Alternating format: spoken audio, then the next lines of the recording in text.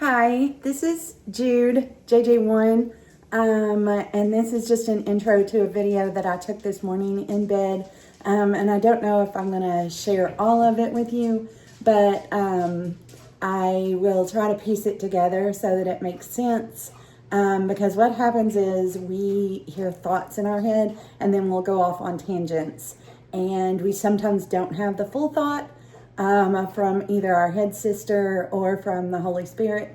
And then it ends up coming out just a little bit confusing. But I think you can see a big difference in me right now after taking a walk and the way that I was this morning. And we've gotten really bad about exercising. 3.5 years ago, we were 70 pounds heavier than we are now and very unhealthy as far as eating habits. And I know that people try to say big is beautiful, and it is beautiful. I'm never going to be a small woman, but I can be a healthy woman. And a lot of bigger women are not healthy. This is not passing judgment. This is not a competition. This is the message for today. The Holy Spirit wants me to share with everyone that you need to get better, not only in mind, but also in body. So you're going to have to reprogram your mind to want to be healthy. And it's hard. I will tell you right now, it's hard. It's very, very hard. So I'll share some pictures. And then also some of the revelations from this morning. And this is November 26th. It's my son's birthday. He's 27 years old. So hopefully the curse will not happen in this year. The rock and roll curse for my son. And also my cousin died at 27, and I think my other cousin too, who he'd been sick for a long time, so I didn't get to spend as much time with him. But my one cousin I was really close to, and she died at 27. So I'm hoping that that will not be the case for my boy. My older son is at 34, so I'm hoping that this younger son gets there too, and he's happy and healthy. So, okay, bye. All right, JJ. Let's maybe turn this the other way.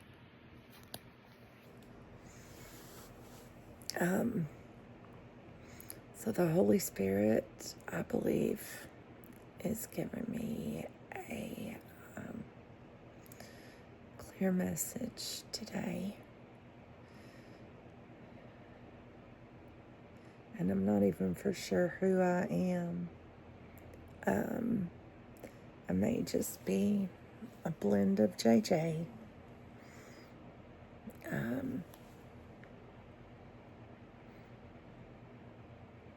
But a healthier, more balanced blend as we are integrating and discovering peace.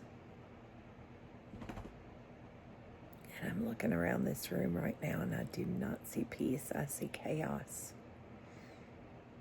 Maybe I need to swirl around and show that.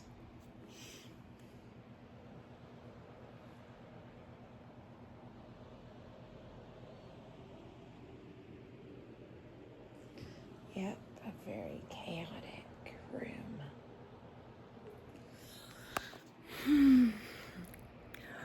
But inside it's becoming less chaotic. And I still don't know who I am. Okay, I'm either Jessie or Jude. I'm not for sure.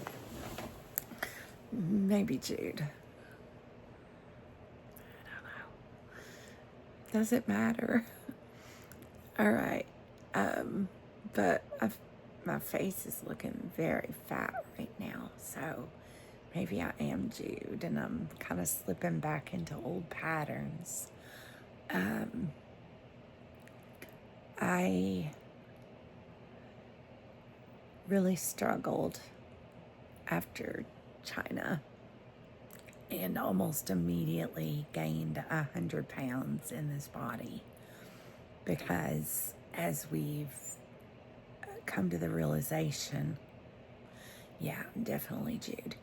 Okay, as we'd come to the realization that I was a kid when I was shoved to the front in 2009.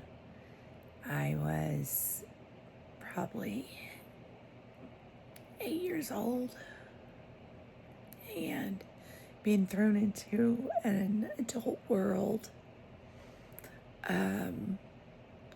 where you've got adult problems. And I was a teacher at the time, and also the mother of two. They were young boys. In 2009, I said his name. I need to cut that part out. In 2009, my older son was 18, and my younger son was only 10. But I came into the world where I'd been locked away for so long, and I got shoved into the front and just held there in place. And this world was not good to me when I was a child, and it was worse being in this adult body. As a kid, it really was hard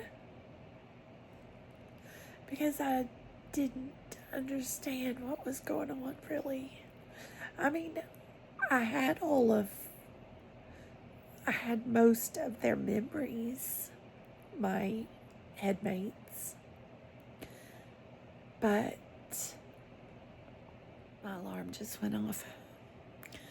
So I had most of their memories, and I knew what I was supposed to do, but I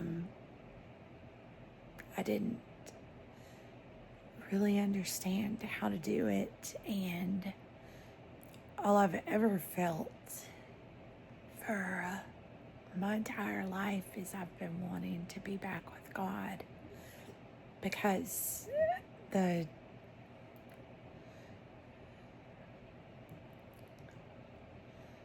may have even been younger than 8,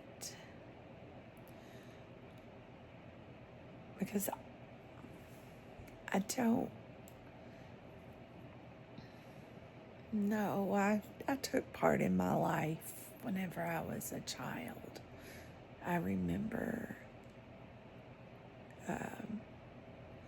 enjoying learning and enjoying reading and enjoying nurturing.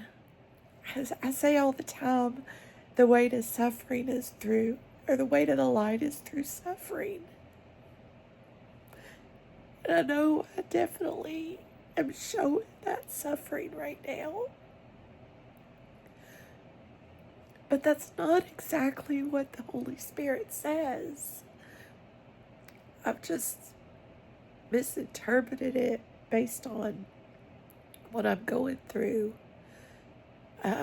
It's not suffering, it's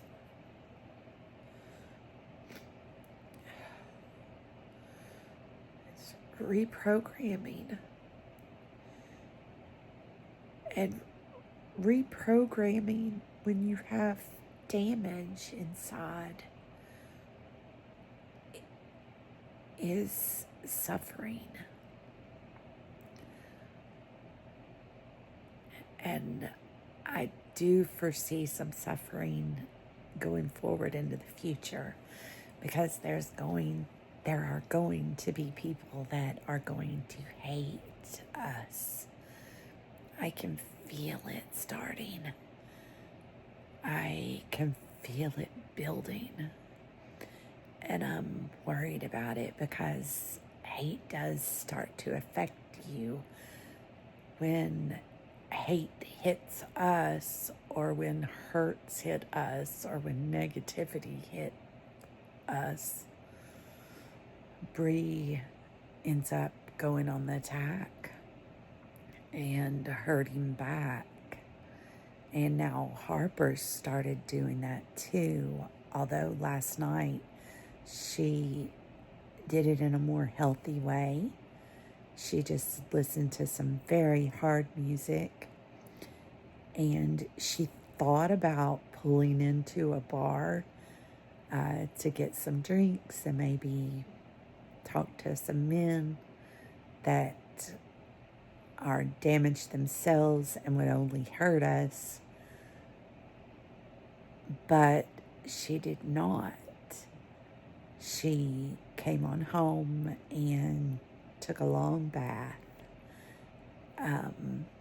But I will be posting those, or we will be posting those videos of her rage cloud, because that's what it was. But she didn't attack anybody in our periphery. So maybe that's the key. Although sometimes they need to be attacked. If they continue to doing hurt after hurt after hurt and not recognizing these bad processes in themselves, maybe not even hurts to you, but maybe hurts to themselves. Like, we have somebody, a friend who is so negative towards himself, and he doesn't see his beauty, and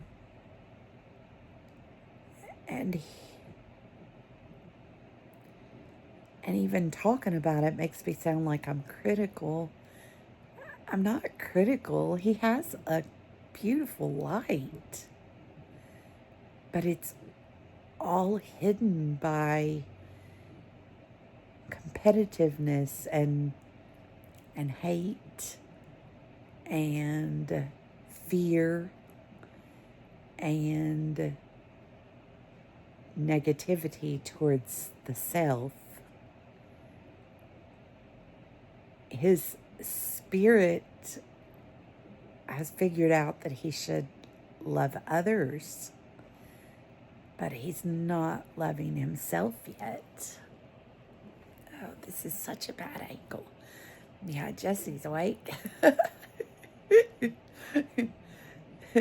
But she is right.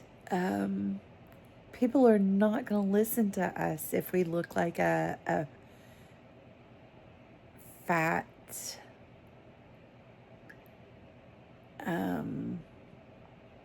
crazy lady. Fat old hag. Fat, crazy old hag. She is right about that. So the Holy Spirit came through pretty loud just now. Not being self-critical, which is what Jessie tends to do. Like, she will pick out flaws and she'll point them out on the videos. And that's self-criticism. What the Holy Spirit does is, she said, you need to get your body as strong as you're getting your mind. Your body needs to heal also. And we have been doing that over the course of these last 3 years. And I'll share some pictures of our progress. And weight loss is part of that. it is not so black and white as to say you can't. There are some people who hate fat people. There's someone really close to me that is that way. And she just sees them all as lazy. She sees them as beneath her. Because, and again, it goes back to competition.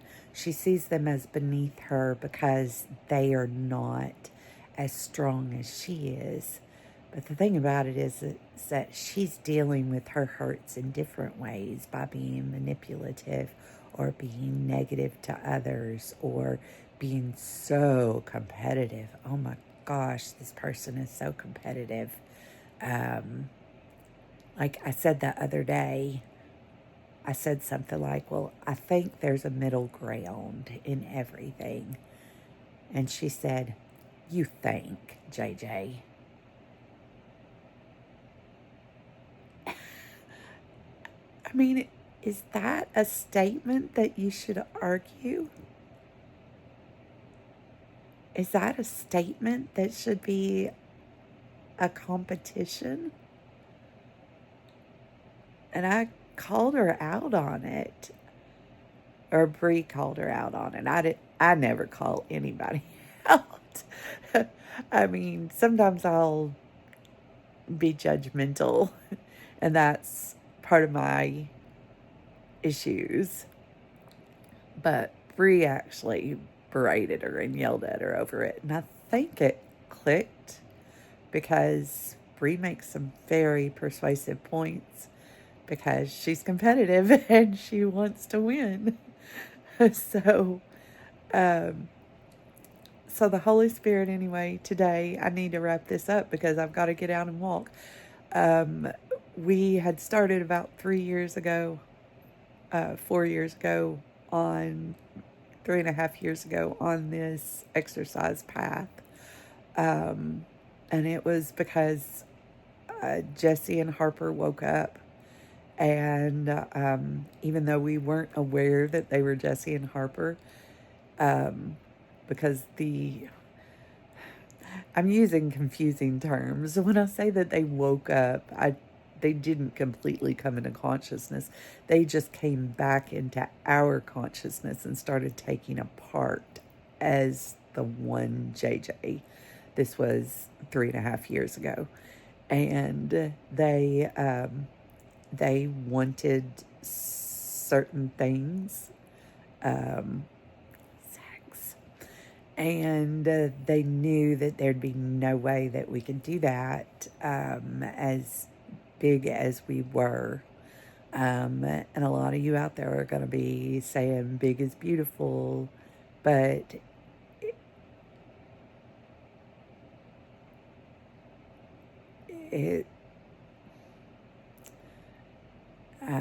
I'm going to say what the Holy Spirit says. If you're unhealthy and big, it's not beautiful. So there's that middle ground. You can accept and love yourself as a bigger person. But if you are bigger because you're unhealthy and not taking care of your body, then that part of it is not beautiful. And you can see all these double chins in me. And you can say, what are you talking about, girl? You're the same way. But that's your competitive nature coming out. That's your competitive nature saying, you don't know what you're talking about because you're a slug. But it's not me who's talking, it's the Holy Spirit. The Holy Spirit says that we can no longer say big is beautiful as a blanket statement, because a lot of people who are bigger are that way because they've got damage inside. and they need to heal that damage. So the Holy Spirit says, you've not done enough in that aspect. You need to get up and do more, because we have kind of backslid as the reprogramming has happened more in our head. And we had been walking almost every day, and we had been doing yoga almost every day, and that has allowed us to lose a large portion of the 100 pounds that I gained whenever and I feel like Bree's more awake now, and she's coming out more. She might even be starting to take over the front. I do think I'm still Jude to some extent, but I can definitely feel her coming through. So anyway, squirrel. so we started exercising because of this primal need from two of our parts that had been underground for a long time and only came to the surface on occasion, but now they were taking a more active part in our life. And even though we were not completely awakened, even though we were still just one consciousness, they had this drive. So we started exercising, and but here recently we've kind of backslid, and the Holy Spirit's really been coming in a lot and telling us, you need to have your body in shape. You are going to die if you don't. You're going to die earlier than all the work that I have for you. And so we need to walk every day. We need to do yoga every day. And then we probably need to add some strength work. And Bree has the desire to do strength work. She's been talking about boxing. She's been talking about kickboxing. She has the desire to do that strength work. But our body hurts. Like, it hurts bad. It feels like every day that I was in a car wreck the day before. Or that I've got the body aches of the flu. And I'm not saying that to try to get pity for anybody or to say I have it rougher than you, because I know that we all have pains, but internally my body hurts. So it's really easy to get complacent and do work on the mind, which is easier in some ways because you're just laying there or sitting there or talking. Whereas the work on the body, when you've got a body that is in pain, is hard. Yeah, but the way to the light is through suffering. But that's not exactly what's meant, because there are some people who find the light. I don't know that they exactly find the light, though. They just find it in certain areas of their lives without suffering. You've got lots and lots of skinny people who have found that light. They've discovered that exercise keeps you lighter. But then they've got corruption in other areas of their life. And by even saying corruption, I'm kind of bringing religion into it. But I don't think the corruption is from sin per se, or the devil. I don't even think the devil exists. I think it's from our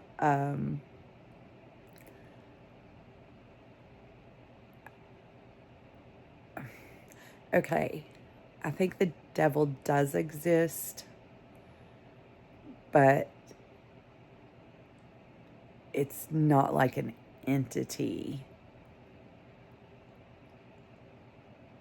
It is more just our bad processes. And I think giving into those bad processes, those hate-filled processes, is the problem. And maybe that is the devil.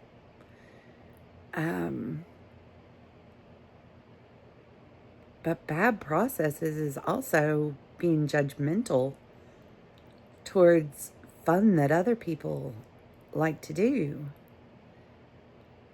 And then putting them in a rule book and saying you can't do that, even though you do have this urge to do those things.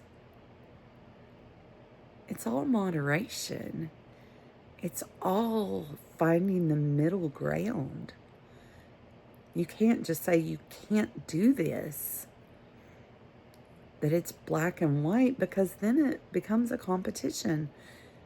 But there is a middle ground on everything. On everything. You can't just automatically say that all sex is bad, or that all sex is bad unless it's in marriage between a man and a woman. That's not right. And that's not true for everyone. Now, it might be true for you, but it's not true for everyone, and you need to not pass judgment on people just because they do it differently than you. That's the competition. And drug use. Just say no. A lot of people are very big into that. No drug use at all. But psychedelic therapy has helped veterans to heal themselves. So how can you say all drug use is bad when you've got this example right in front of your face of these strong, strong men? They're strong and they're still strong even though they've got trauma. They're just damaged, and the psychedelic therapy helps them to heal. So therefore, and they're not hooked on it. So you can't say that all drugs are bad and then completely outlaw them all. Now, there are some that are bad, and can destroy lives, but there are others that are very good and that have been used in religious ceremonies for eons. But because our society doesn't like to give up control, it wants to be a society of rules only. You can't see the other side sometimes because your mind is closed off to it.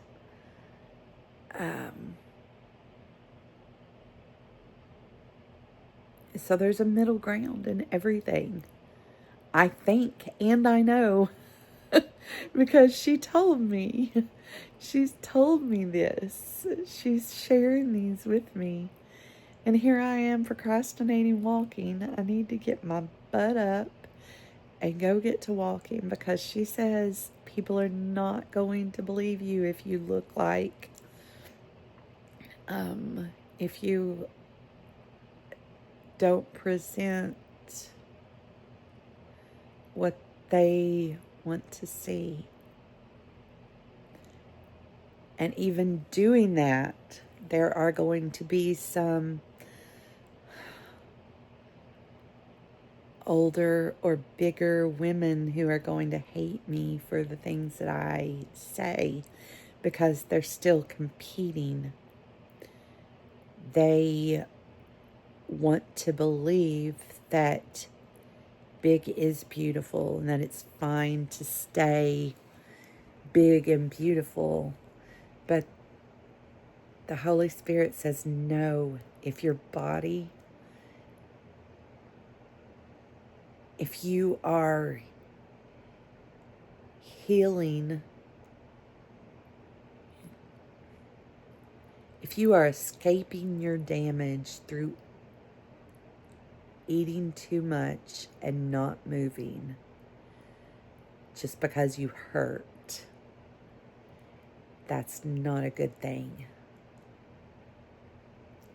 And that's what I was doing whenever I woke up in 2009. As this child part in this adult body with these adult responsibilities. I was a single mom, and I didn't know how to be a single mom. I was 8, and it was rough. And it was rough on everybody in my periphery. And I eventually figured out how to hide it all and just do my crying behind closed doors, but I still was not completely healed. So I need to get that way. Okay, I need to walk. So I'm going to go, and